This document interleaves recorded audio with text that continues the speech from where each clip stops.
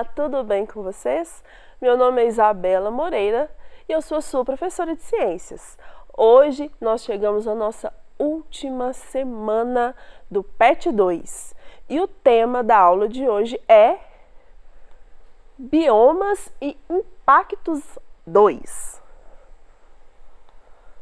Na aula de hoje, nós iremos avaliar como os impactos provocados por catástrofes naturais ou mudanças nos componentes físicos, biológicos ou sociais de um ecossistema afetam suas populações, podendo ameaçar ou provocar a extinção das espécies, alterações de hábitos, migrações e etc.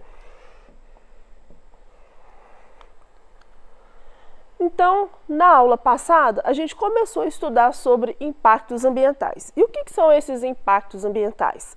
São ações que afetam o equilíbrio do meio ambiente. Na nossa aula passada, nós focamos nos impactos da biodiversidade e também nos impactos no ar, provocados por poluentes da atmosfera. Na aula de hoje, nós vamos conversar mais sobre a água e também sobre o solo. Então, vamos agora. Impactos ambientais na água. A poluição hídrica causada pela atuação indevida das práticas humanas pode gerar impactos sobre as espécies e provocar a escassez desse recurso natural. O impacto na água, ele é muito sério. Por quê? Porque todos os seres vivos dependem da água para sobreviver.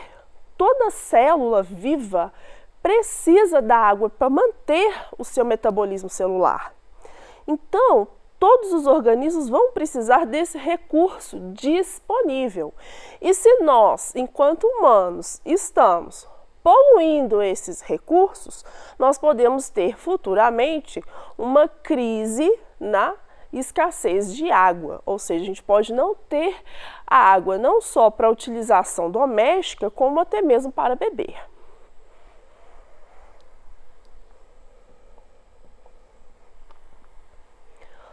Onde a gente utiliza mais a água? Então, onde que é o nosso uso da água?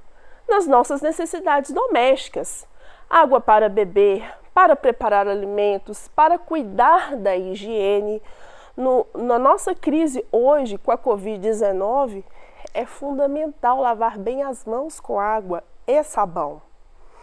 Então, quando a pessoa não tem o recurso água e sabão, aí a gente vai orientar o uso do álcool 70%, mas aquelas pessoas que não têm a condição de comprar, a água, ela é fundamental para isso.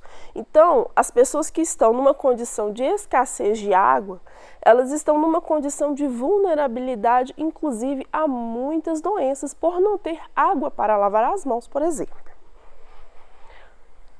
Então, aqui vem falando, como o uso público é utilizada para a limpeza e irrigação de parques e jardins, prevenção de incêndios, recreação, piscina, como é bom a gente poder ter o lazer, nadar numa piscina, numa cachoeira, isso também é muito bom. Na indústria, a água é utilizada para gerar energia. Nós moramos num país, o Brasil, onde grande parte da nossa energia vem de hidrelétricas, então a água para nós também é relacionada com essa geração de energia, mover máquinas, fabricar bebidas, alimentos e etc.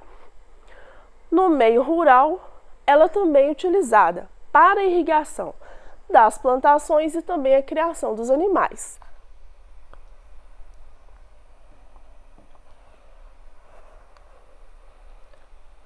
Com toda essa utilização, parte da água dá origem a diversos resíduos.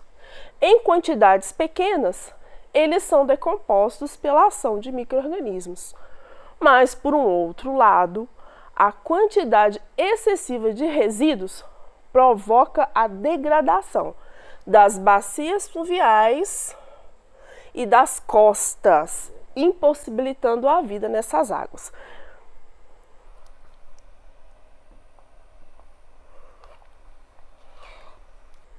O resíduo do uso da água, né? Onde que vai, então, a água que a gente acabou de lavar a mão na nossa pia, que a gente acabou de dar descarga? Ela vai para o nosso sistema de esgoto.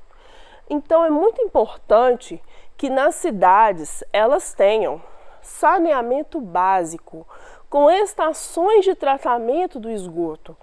O ideal é que nós tratássemos, né, se nós pudéssemos tratar esse esgoto antes dele chegar nos rios, seria o ideal. Mas o que acontece é que, no primeiro momento, a água é lançada nos rios, nos córregos, e em algum ponto do rio a gente tem uma estação de tratamento de esgoto. Após essa seção de tratamento de esgoto, essa água ainda tem um outro processo de tratamento, que é o tratamento da água, e após o tratamento de água é que pode ser distribuída para a população. Então existe todo um processo para a gente despoluir, né, e reutilizar essa água que veio de esgotos. O que é importante a gente pensar? Que nem todas as cidades brasileiras possuem saneamento básico, possuem sistema de tratamento de água e de esgoto. Então isso é muito importante a gente avançar em discussões nesse sentido. E outra coisa também que a gente tem que pensar, muitas vezes, quando a gente lança esse esgoto direto na água, algumas pessoas podem entrar em contato com essa água contaminada e essa água poluída e também adquirir doenças. Então, a gente pensar no uso da água e a gente pensar também nesse processo de saneamento básico é muito importante. O uso da água. A maior parte da nossa água, 70% dela, é utilizado pela agricultura. Então, a agricultura, ela tem uma demanda muito grande de água. O nosso país, ele é um país de grande produção agrícola. Nós produzimos soja, produzimos trigo e vários outros produtos agrícolas. Então, nós temos uma demanda muito grande de utilização da água na agricultura. Na indústria, são 22%. Então, boa parte da nossa água também ela vai para a indústria, 22%. E a população é 8%. Então, quando a gente pensa, né, em minimizar esses impactos, nós temos que pensar na reutilização da água da agricultura, nós temos que pensar na questão da indústria, se a indústria consegue reutilizar a água, se ela consegue despoluir um pouco dessa água e canalizar para outros setores para reutilização. E também nós, nas nossas casas, também podemos atuar economizando água, né? Escovar os dentes de torneira fechada, ensaboar com o chuveiro fechado, e várias outras atitudes do nosso dia a dia podem contribuir também para a gente preservar esse bem natural tão importante que é a água.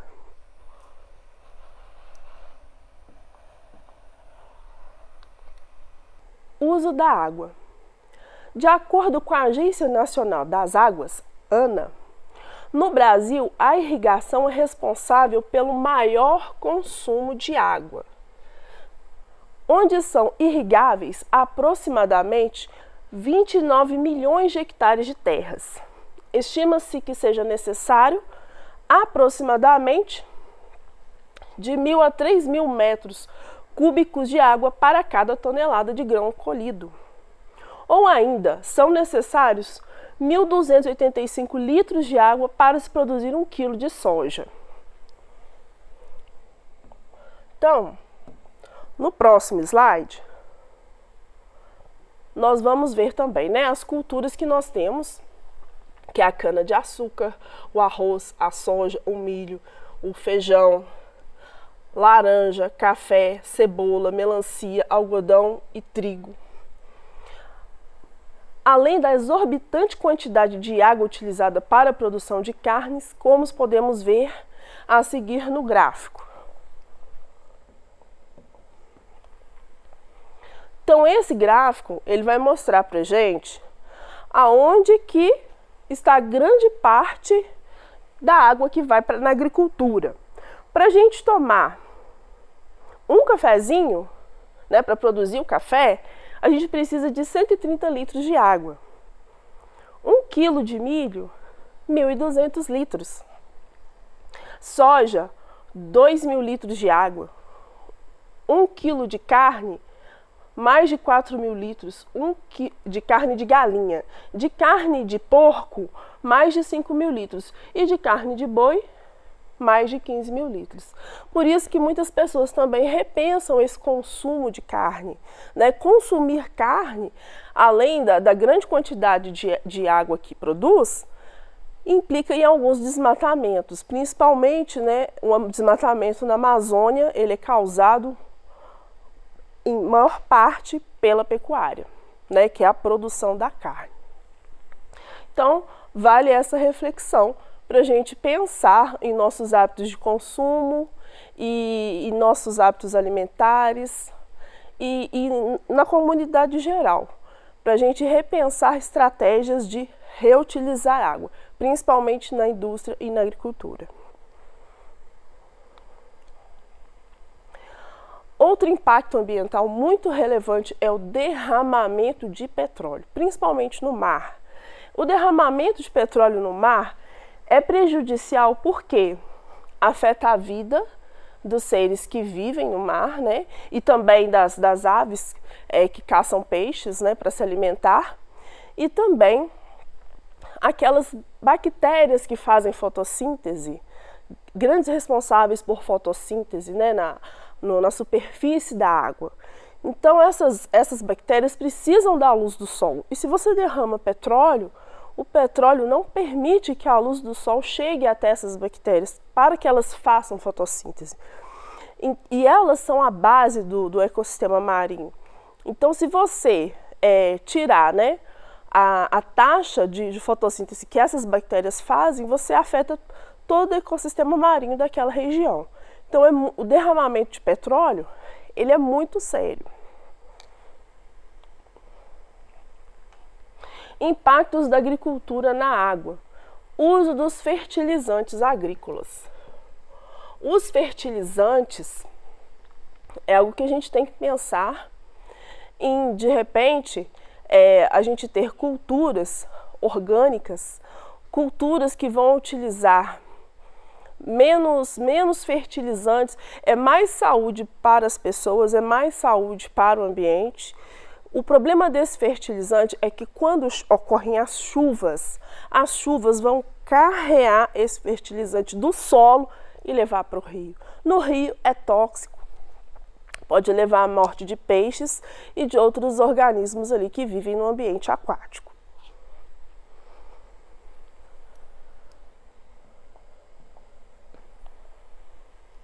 Impactos da indústria e da mineração na água. Principalmente a mineração do mercúrio, né, que é o garimpo do ouro, ele vai precisar de um rio para buscar o ouro. E às vezes eles utilizam o mercúrio para poder fazer isso. Só que o mercúrio, ele é tóxico, ele causa muito mal para a nossa saúde e ele é bioacumulador nas cadeias alimentares. Então, os peixes que vão se alimentando, né, daqueles metais pesados, e se o ser humano come um peixe que ingeriu um metal pesado, o ser humano pode ter também problemas, né, acumulado daquele metal que aquele peixe ingeriu. Poluição no solo. A poluição do solo, ou seja, a camada superficial da crosta terrestre, ocorre devido a malefícios diretos e indiretos causados pela desordenada exploração e ocupação do meio ambiente, que deposita no solo elementos químicos estranhos e prejudiciais às formas de vida microbiológica e sua colaboração em relação às interações ecológicas. Então, vamos pensar aqui. As principais causas da poluição do solo são o acúmulo de lixo, principalmente o plástico. O plástico é um material que nós temos que repensar a utilização dele. Ir ao supermercado, leve a sua sacola ecológica, a sua sacola de pano, ou compre uma sacola que você possa reutilizar ela várias e várias vezes. O papel e o metal, e também produtos químicos fertilizantes, os pesticidas e os herbicidas. Agora vamos pensar um pouco mais sobre o plástico. Quanto tempo ele vai levar para desaparecer? Um copo de isopor, 50 anos. Nós podemos utilizar o nosso copo de vidro ou o nosso copo de plástico, mas aquele que você vai lavar e reutilizar. Uma lata de alumínio, 200 anos que ela vai demorar para desaparecer. Ou seja, a lata de alumínio que está sendo fabricada hoje, nós vamos morrer, ela vai continuar aí no ambiente, poluindo. Fralda, demora 450 anos a fralda de plástico. Por isso que muitas famílias hoje estão retornando o uso da fralda de pano. É algo a se pensar também. A garrafa plástica, também 450 anos. E a linha da pesca, né, para quem pratica esse esporte ou como profissão também, são 600 anos. Então é muito importante para nós repensar essa utilização do plástico. Os oceanos de plástico são esses pontos do planeta para onde que o plástico vai depois que a gente joga no mar. Eles ficam na corrente marítima presa e poluindo todo o sistema que nós temos oceânico.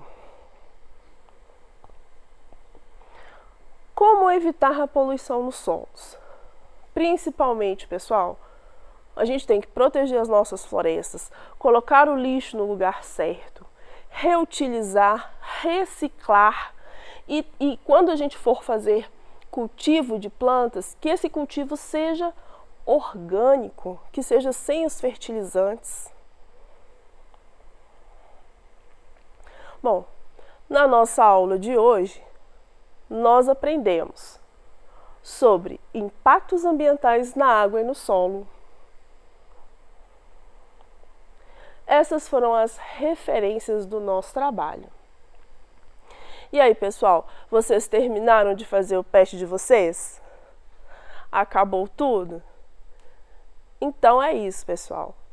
Eu agradeço muito a participação de vocês, da gente fazer esse bimestre. Aproveitem o recesso, descansem bastante. Um grande abraço e até as nossas próximas aulas.